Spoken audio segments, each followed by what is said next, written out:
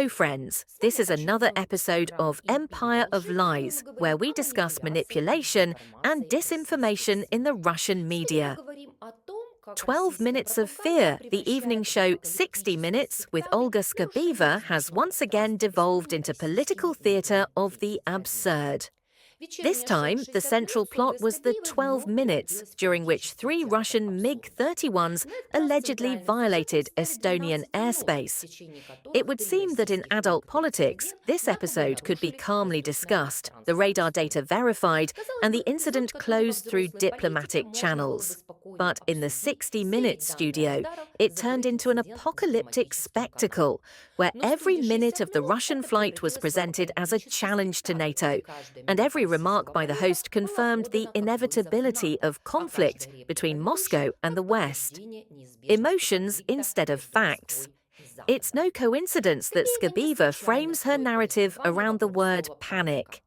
There's hysteria again on NATO's eastern flank isn't a description of the situation, but an invitation to the viewer to feel superior. Russia, they say, coolly carries out a scheduled flight, while Europe is once again thrashing around, invoking NATO's Article 4, scrambling fighter jets, and creating a buzz. The viewer is fed a simple emotional narrative. Russia is calm and rational, while Europe is hysterical and dependent. Against this backdrop, any European decision, be it a discussion of sanctions, consultations in Brussels, or statements by Czech and Lithuanian politicians about the possibility of shooting down Russian planes, is presented as a sign of weakness, not strength. The logic of the NATO test. Particular attention is paid to the thesis, Putin is testing the West's resolve. This is nothing new. Kremlin propaganda has long played on the idea of a test. But in Skabeeva's presentation, it turns into a psychological operation.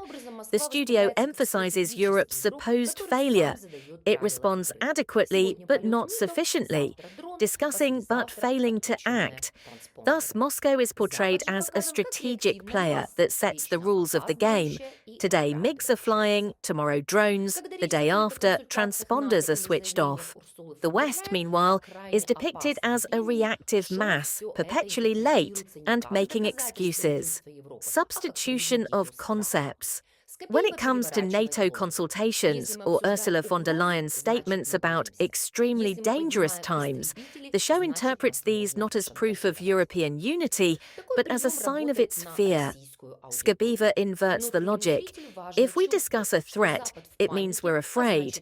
If we scramble fighter jets, it means we can be blackmailed. This approach appeals to a Russian audience. Domestic viewers want to feel that the West is panicking, which means Russia is strong. But for European readers, it's obvious. Behind this lies the Kremlin's desire to normalize dangerous incidents.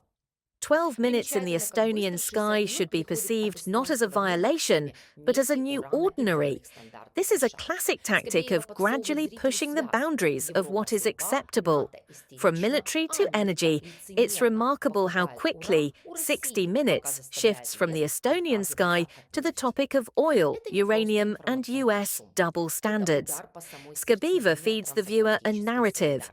Europe is weak, NATO is hysterical, and America is hypocritical, buying uranium from Russia while forcing the EU to give up oil.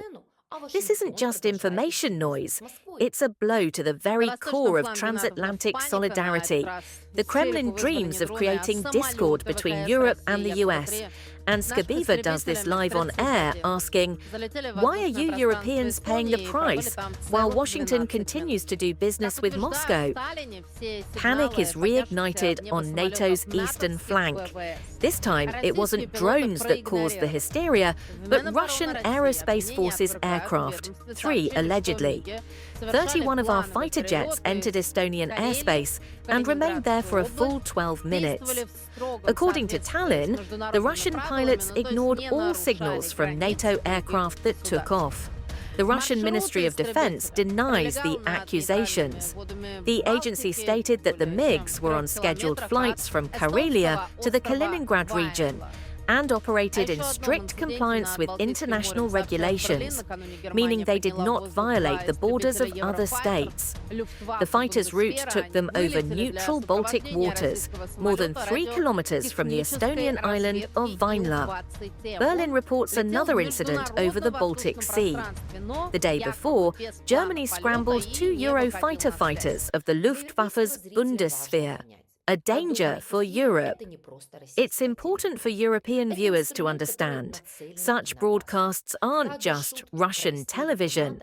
They're a tool aimed at you, too.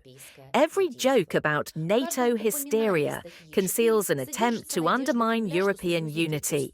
Every mention of Article 4 conceals the Kremlin's hope that its allies will tire of constant crises. The main goal is to make Europe doubt itself. If Brussels and Tallinn begin to perceive every provocation as a minor incident, the Kremlin has won. If Europe begins to react in panic, swinging from one extreme to another, the Kremlin has also won. Moscow's victory occurs when Europe loses the balance between restraint and decisiveness. This was the program Empire of Lies. See you soon.